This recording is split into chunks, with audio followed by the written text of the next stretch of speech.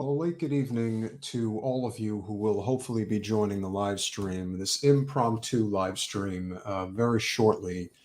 Um Felt the need to come on this evening and talk about what just happened this afternoon with Senator Bernie Sanders and President Joe Biden regarding the war in Yemen.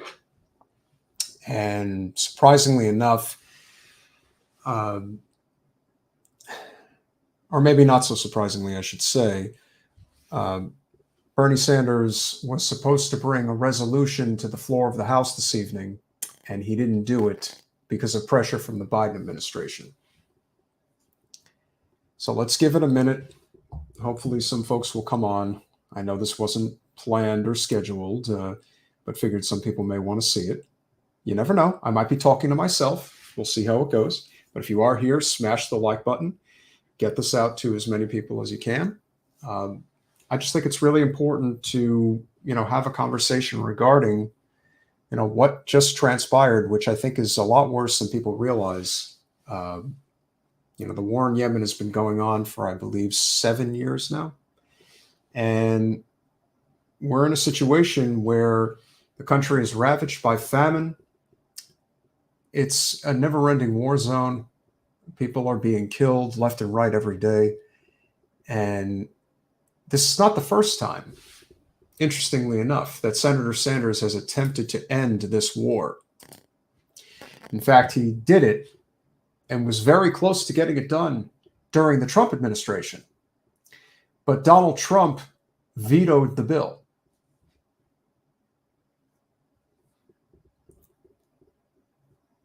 Now you're in the same situation again, only it's almost 3 years later, I believe, or maybe 4. Yeah, I think Bernie attempted to. I think the resolution for. I'm pretty sure the first resolution to end the war in Yemen during the Trump administration was in 2019. I'm pretty sure it was 2019, and Bernie got it passed, and Trump vetoed it. Now you have his good friend Joe, who doesn't even want to be in a situation where he's going to have to do what Donald Trump did, and that is veto a bill to end a war that shouldn't exist. But the only reason it does exist is because it's what the Saudis want. And our economy is significantly tied to the interests of the Saudis. So Bernie decides to protect President Biden when he has no reason to protect him. There's been enough bloodshed around the world, especially in a country like Yemen. But Bernie does the political maneuver of let's not piss off the administration, let's not piss off the normie Dems, and just go along to get along. Not now. This is not a time to be going along to get along. This is the time to be taking serious action. If the Biden administration says no, you say yes. That's what you do. It may not be the politically expedient thing to do, but for God's sake, Bernie, people are desperate out here.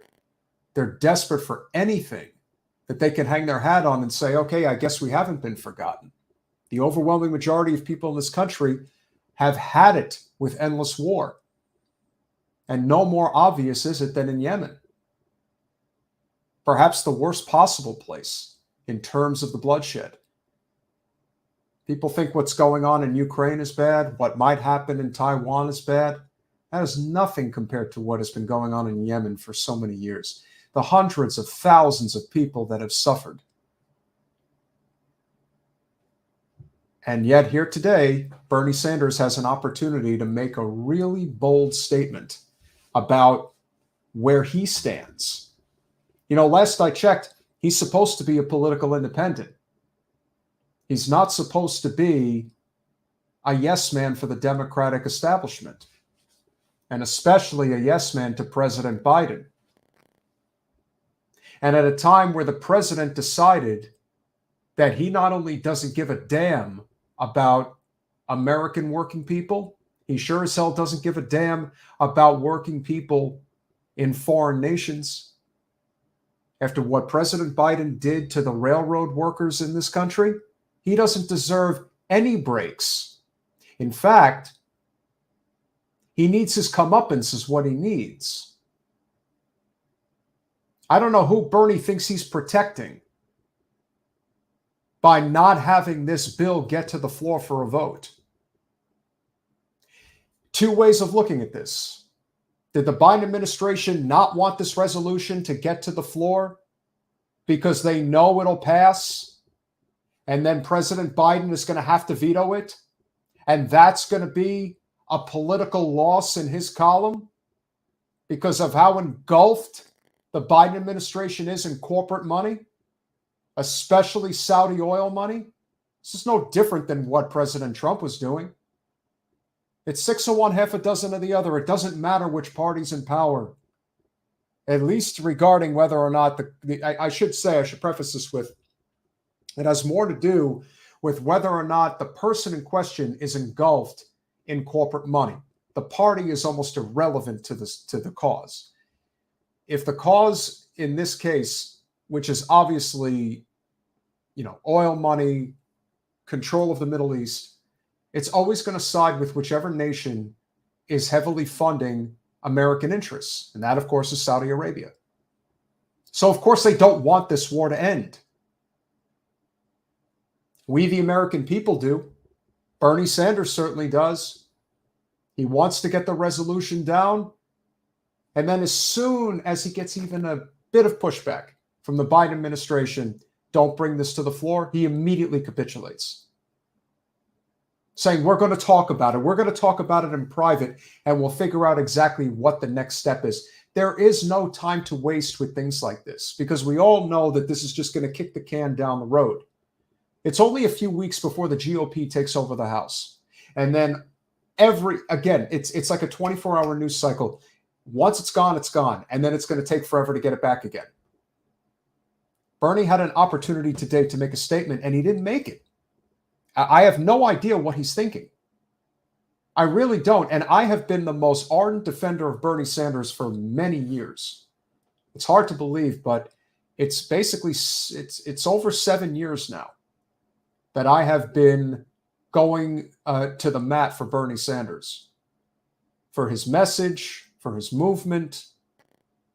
But right now, Bernie, I don't know what your plan is or what you're thinking may be coming down the pike. That maybe, just maybe, Joe might not run again and you're thinking about running a third time. Don't even think about it. Because I won't fight for you the way I have the last 2 times. And neither will hundreds of thousands, if not millions of people. They won't fight for you like they used to, Bernie, because you're not fighting for them. They need you to fight right now. They need you to force the vote and get that resolution to the floor and say, we are going to end this war, regardless of what my good friend Joe is going to say about it. To hell with that shit, Bernie. It doesn't work anymore. I don't know who you think is going to listen. I don't know who the hell you're catering to. You don't want to look like Kristen Sinema at this point. You're going to box yourself into a corner and you'll have nowhere to go. Why did you even bring up that you were going to bring a resolution to the floor if you knew that there was a chance that the Biden administration would say, no, you're not doing this. Okay, I won't do it. It makes you look even worse. You shouldn't have even had it even in anybody's mind at this point.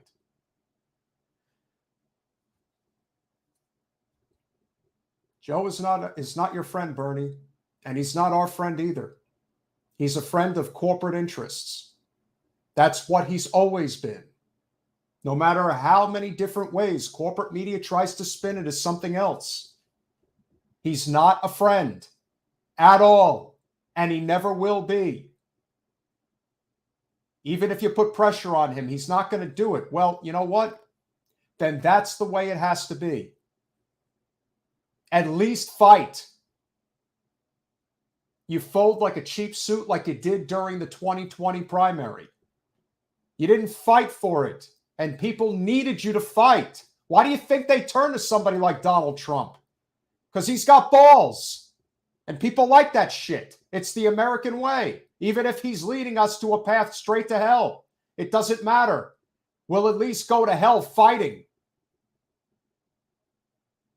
I don't know, but most people, if they have to die, are going to take the easy way out. They're going to take the quick shot. They're going to take the bullet to the brain. They're not going to take death by 1,000 paper cuts. Nobody wants that. Nobody. They want yes or no. They want the truth. They want the facts. That's it. If you're going to fight, if you're going to present something to the American people that, hey, I have an anti-war message that will resonate with the American people. Hell, it might even strengthen the Democrats' resolve in 24. Let's end the war in Yemen that President Trump vetoed. You could have easily made that argument.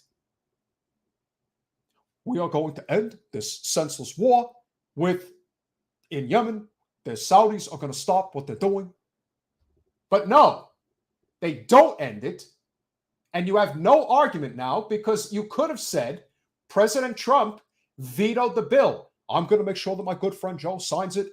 That would have done wonders for Joe's approval ratings, would have done wonders for the Democrats, would have made them look like heroes. Nobody wants this war. Nobody, unless you're in power and unless you're benefiting from the military-industrial complex. And a lot of your colleagues are, Bernie, including the president, who, again, is not your friend. You know, as long as I've been involved in politics, it's really interesting. People can argue about a lot of different things that they can agree with, they don't agree with. But the one thing that I still am completely perplexed about, that still gives me pause, that I really don't understand. If you know what you're doing is wrong, and you know what you're doing is hurting people in the process, if not killing people in the process, I don't know how you live with yourself. I, honest to God, have no idea how anyone lives with themselves knowing what they're doing is hurting, if not killing people for the sake of making money. It's not narcissistic, it's sociopathic behavior. Because you have to be devoid of empathy. That's what a sociopath is. We know plenty of them in politics, and no, it don't matter what party you're in. They're on both sides.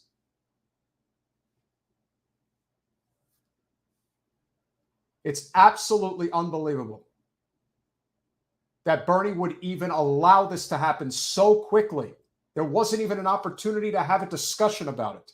The second he gets pushed back, the second he's pushed, he completely folds. Just like when he was running for president, they would ask him, do you think Joe Biden would be a good president? Or do you think Joe Biden can beat Donald Trump? Yes, I think he could beat Donald Trump. No, you say, I'm not entirely sure. I don't think we should take that chance. I've got the best chance to beat Donald Trump. We should go with me. Remember, Joe Biden didn't beat Donald Trump. Donald Trump beat Donald Trump. That's what happened. Joe Biden just sat back and let Trump completely implode, which he did. That's what happens in a pandemic. And there wasn't much that Trump would have needed to do in order to make sure he won again. But leave it to the Donald to totally screw it up. And now we're literally living through an administration that is reminding people of why they voted for Trump in the first place. We are really heading down this road again, and people are just totally not getting it. Like, they don't get that we are heading for either a Trump or DeSantis presidency in less than 2 years. And Joe's really going to run again, which is unfreaking believable. I mean, talk about having zero energy for 24. The Democrats will have zero energy. They're not going to have a primary. They're just going to completely get out of the way for Joe. For Joe, who can't even campaign? And you're just going to get out of the way? Don't say, I didn't tell you so, way in advance, or that Jen didn't tell you so. That Donald Trump or Ron DeSantis will be the next president. Not because we want them to be, but because this is the reality.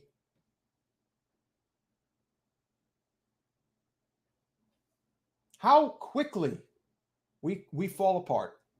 It's amazing. And like I said, I defend Bernie all the time. All the time. I think people are way too hard on him. I don't think Bernie gets nearly enough credit for how many people in this country he woke up. He woke up a lot of people. There were people who never thought in a million years that a conversation about universal health care could ever be possible in America. Everyone thought that the labor movement was dead, completely dead, due to neoliberalism as a result of Reagan, and then ultimately as a result of Clinton and Bush, and ultimately perpetuated further by Obama. Who would have thought we would be talking about a clean energy grid, a Green New Deal, getting off of fossil fuels? Nobody captured that energy or that message like Bernie Sanders did. He got people believing again. His 2016 campaign is one of the greatest ever, and he should have won. And you know what? He probably did win. And that's a history lesson that we'll eventually have at some point down the road when it isn't relevant anymore. And any of the perpetrators of Sands rigging will no longer be alive, much like the Kennedy assassination. These things you don't find out about until way, way too late. But here we are, and Paul is absolutely correct, and good to see you as always. No momentum on the DNC side, no support for unions. They didn't even pass the PRO Act. And I thought the PRO Act was the best piece of legislation that Biden could have passed in his first 100 days. That should have been the priority because it would have ended right-to-work laws in the United States. You want to talk about the key to building the labor movement? That was it.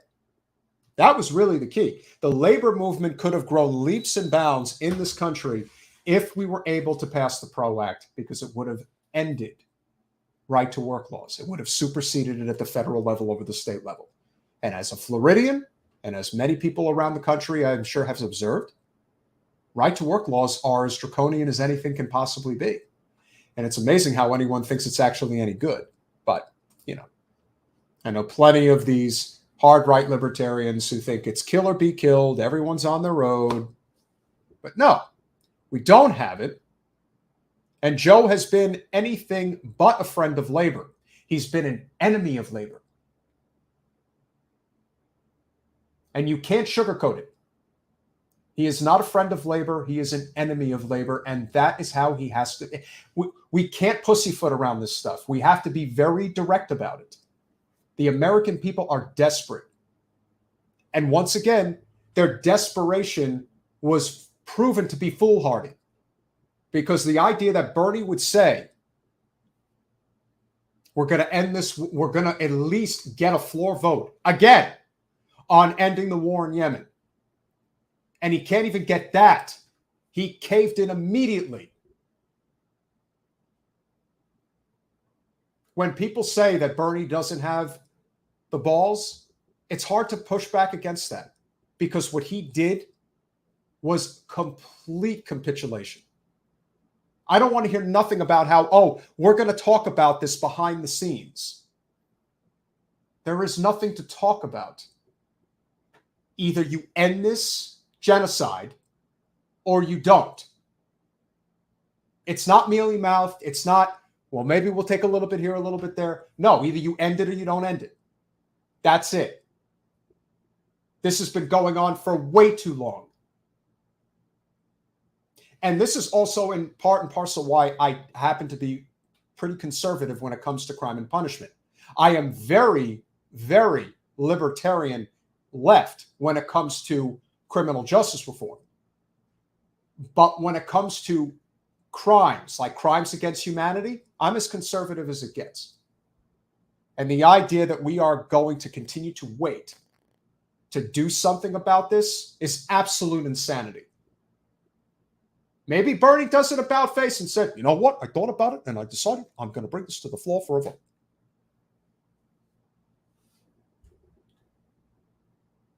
But I don't think he's going to do it. I think Bernie's just going to do what he's been doing and he's just going to cave. The problem is that I wouldn't mind it as much if Bernie didn't want to put up the fight anymore, but there isn't anybody else who's doing it. No one else. The idea that Bernie is the best that we've got and this is what we get, it shows you why everything's falling apart. We don't have a cohesive labor movement in this country. And labor's also in part how we end the wars. Because we know that a lot of the things that go on all around the world is all about employing as cheap labor as you can get your hands on. That's why we are having, believe it or not, a crisis at the border. And it isn't just because of climate change.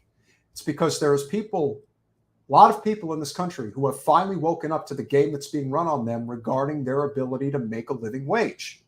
And they're not giving in to the multinational corporations like they used to. So what do the multinational corporations do in response? It isn't to negotiate with labor, because the current president is telling multinational corporations, you don't have to negotiate with them. What's the solution?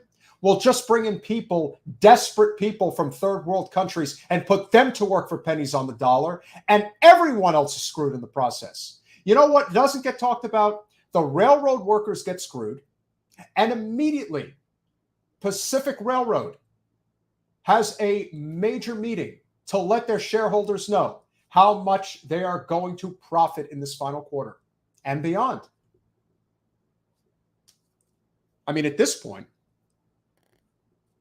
we're just taking it on the chin.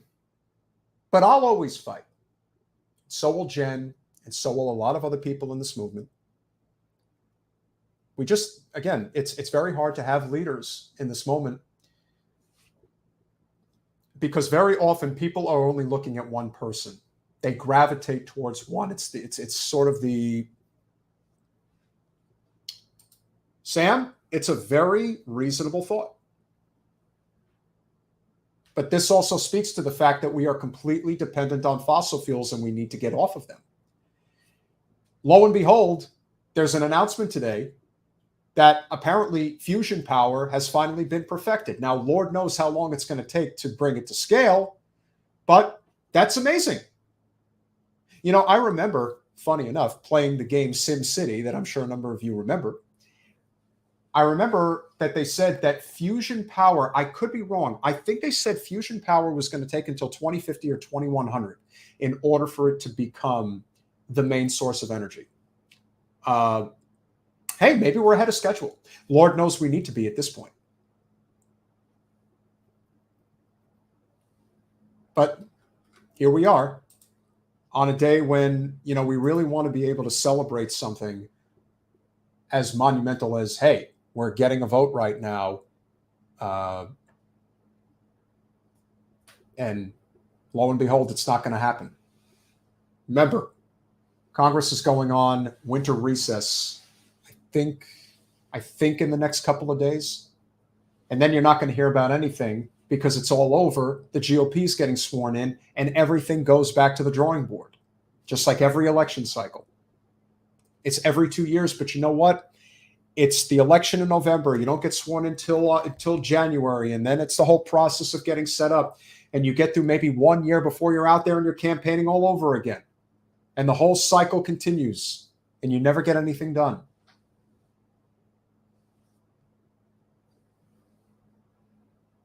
You think this is bad? You think not getting the resolution in Yemen is bad? How about the fact that they were one more time asked to bring the stock trading ban bill to the floor, and they refused. Pelosi refused to bring it to the floor again. What's there to believe in? You think anything's going to happen to Sam Bankman-Fried? Maybe they will sacrifice his ass at the altar. Who the hell knows? He's just one of many in the cog of the machine. But ultimately, the people like Bankman-Fried ultimately suffer because they lose money for rich people. Now, that's a problem. Working people, to hell with them. If they lose money, not our problem. But when you mess with rich people's money, that's a problem. So maybe he will go down. Will he be subpoenaed by Maxine Waters? Probably not. But the Fed's got him now. So we'll see what happens.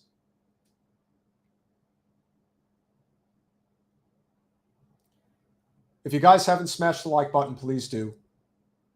I just wanted to come on this evening and kind of just let everybody know what I was feeling, because I devoted a lot of time and a lot of energy and a lot of effort to Bernie Sanders, especially during that first run in 2016. I was at it like you can't even imagine, from phone banking, canvassing, donating, from spreading the word to everyone I knew. In that moment, Bernie was, you wish you could have bottled that moment in time and just recreated it whenever you needed to, but it didn't happen. One of the reasons I fight so hard against Debbie Wasserman Schultz is because she's still a reminder of that open wound that is the 2016 election, because she had a big hand in it, and she's still sitting in a federal office when she shouldn't be. And so should a lot of other people not be where they are. Very seldom do we get real justice in this world. But all I can say to all of you in the chat that will see this, that are out there, that are aware of what we do, what we are trying to do, fighting amongst each other about what Elon Musk says, fighting amongst each other about what some content creator says, or you're never going to get anywhere. You're still on the hamster wheel. You're still circling the drain. You're never going to get anywhere if that's the energy you're putting things towards. That's not where it belongs. It belongs in the labor movement. It belongs with pushing Bernie Sanders to get the war in Yemen resolution to the floor for a vote. It takes a lot of courage, and it also takes a lot of fortitude to forgive and forget, to tell people that, you know what, I may have a number of differences, maybe even a lot of differences with you, but I know we agree on these key issues, and we should go to war together, fighting the very enemies that are in our way. Corporate special interests, the major conglomerates of this country. That's what's in our way. And you know how you beat it? You beat it with labor. History has shown the most successful revolutions, peacetime accounts, anything that has ever come down the pike for the betterment of humanity has always come on the backs of working people, on the backs of the labor movement. That's how it's going to happen. It will not happen by electing more Democrats. You elect non-corporate representatives. That's what you do. But that is a sidebar to the main topic, which is, of course, we're living in an oligarchic society controlled by corporate power. It owns our government. It's not up for debate anymore. It's been this way for a while, but now it's in your face. It's in your face every day, and you are going to be reminded of it every day. You are literally going to be the government's bitch until you fight back. I've been in my fair share of fights in my life, and let me tell you something. The pain of not fighting is much greater than the pain of actually being in the fight. I can assure you of that. So let's fight back. Tomorrow night, we are going to have an excellent show. I'm going to botch the names, unfortunately. I'm going to botch the lady's name. I think Rosalind is her name. Rosalind Chesky. Rosalind Pachevsky. I did say it right. Okay. Rosalind Pachevsky and Rabbi Brant Rosen will be joining us to further discuss deconstruction of Zionism. And next Monday, we are going to have Chelsea Manning. We are also going to have Rachel Lears. Rachel Lears. She is actually the lady who directed Knocking Down the House, AOC's movie. Now she has a new movie, documentary that she has done called The Hand That Feeds. So I'm hoping that we can get an advance copy and be able to watch it. So that'll be fun. And that'll be on Monday. And then, of course, next Friday the 23rd, we will have our Festivus live stream. So that'll be a lot of fun.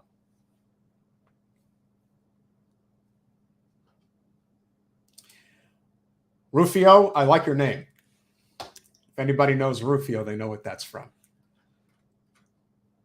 And for those of you who are looking for a good article to read, to really have an idea of what this is all about, I know not everybody's too gung-ho on Mr. Grimm these days because he does things that are definitely to protect squad members and such, but this is a very powerful article written by Ryan Grimm and Ken Klippenstein, two friends. They are really solid investigative reporters. Got to give them their due. Ken is hysterical. Got to give it up for him. So this article in The Intercept that was just released a couple hours ago, Bernie Sanders pulls Yemen war powers resolution amid opposition from White House. Sanders pledged to work with the Biden administration on compromise language and bring the resolution back to the floor if talks failed. There's no need for compromise language. No need. Either you end this or you don't end it. But just remember, you got a lot of blood on your hands if you don't end it. I don't know how anybody can live with themselves. I don't know how there's nobody out there calling out the Biden administration saying, no, we need to get this to the floor for a vote. I don't give a damn if it's the GOP doing it. Just somebody say something. Just say it.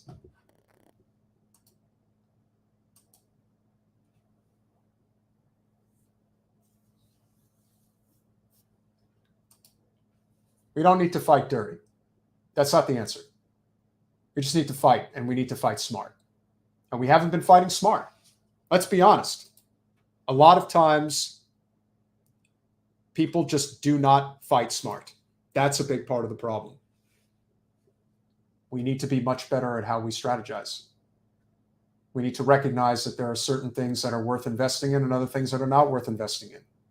There is a level of cohesion that can happen. People need to check their egos at the door. There are labor leaders all over this country that do not lock arms, or maybe just haven't had a chance to, or the network just hasn't been brought together as of yet. I also firmly believe that President Biden, with all due respect, needs to be primaried in 24. And I believe the person who should do that should be a labor leader from one of our local, perhaps a local union, or even just a labor organizer who's been helping rally a lot of these attempts at unionization at these major companies throughout the country. Whether it's Amazon, whether it's Starbucks, hopefully someday it'll be Walmart as well. That's what we need. That's where it's going to happen.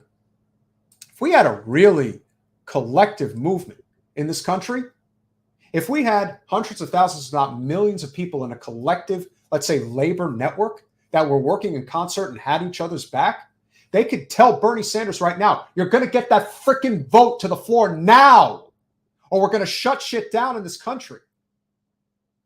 That's how it happens.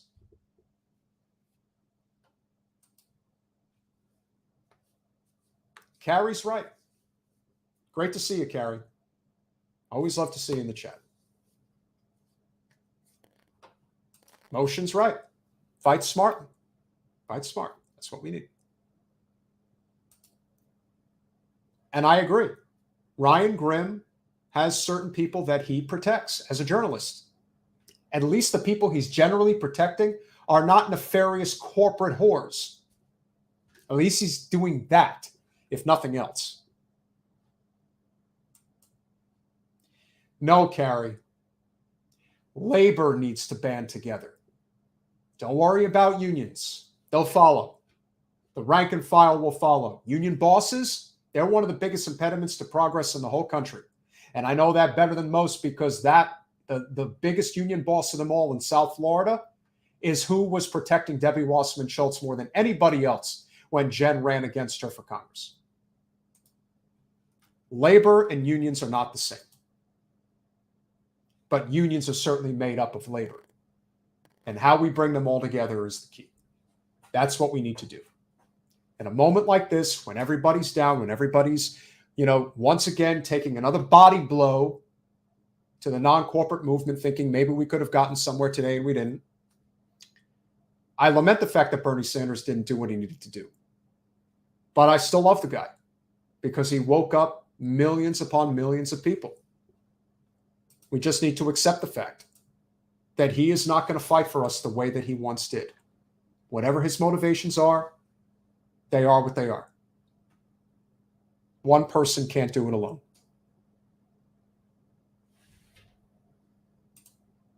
I agree, Paul. Especially the union in question that has been the biggest hindrance to progress in the United States, which is the AFL-CIO. And that, of course, is the union that blocked Jen Perlman from having a screening with the local unions in Broward County to protect the anti-labor representative, Debbie Wasserman Schultz. It's what it is. We got a lot of work to do. I appreciate each and every one of you who came on here tonight to hear my little rant, if you will, but I just couldn't keep it in. I, once in a while, need to just say what's on my mind and just hopefully try to bring as many people together as we can. We just got to keep, expanding this network. And for anybody, I always say, try to bring at least one person onto the show if you can that has never seen us before and kind of get an idea of what we're all about. Because what we do is not going to be popular with the algorithm. It's just not. We're not going to do clickbaity crap. It's just not who we are. Integrity is everything, even if it's limited. As always, if you're ever so inclined, patreon.com/generational change. If you do like our content, we certainly appreciate any and all support you can provide us. The money that is raised for the show goes to local causes that most of, if not all of you, agree with. And that's very important.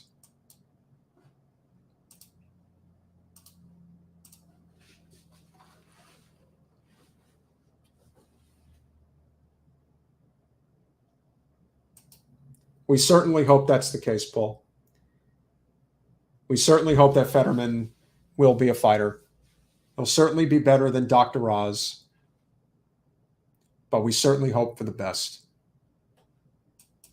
And as Carrie said, Bernie's the guy who woke her up. Bernie's the guy who woke me up. And I'm sure he woke up a lot of you. We can be mad at him, and we can call him out, and rightfully so. That doesn't mean we hate him. That doesn't mean that we want him to go away. It just means that you need to keep their feet to the fire. Don't do it the way others do it. Where in most cases, the way that they like to call out people is to basically throw them under the bus and say that they don't really give a damn. They're frauds, fraud squad, all of that stuff. That's not going to solve the problem. If those people are not fighting on your behalf, then you find another way. Don't make enemies where it's not necessary. Because those individuals are just looking for an opportunity, even if it is a career. Because for most, unfortunately, it is. And they will look out for their career first. You don't have to like it, but you better believe it takes a monumental effort to get there in the first place. And knowing what that effort takes, it's very hard to just say, well, I did what I did, and I guess because I want to impress a few people, I'll just completely give it away. No, it's not going to work that way. The change is never going to come because of Congress. It's going to come in Congress because of the people on the outside when they eventually figure out how to lock arms together. And that's why it's all about the labor movement. And that's what we need to do. Appreciate you all for being here tonight. Smash the like button. Get this out there. Like, comment, subscribe, do all those wonderful things that we ask you to do all the time. It is certainly very appreciated. And we will see you later tonight.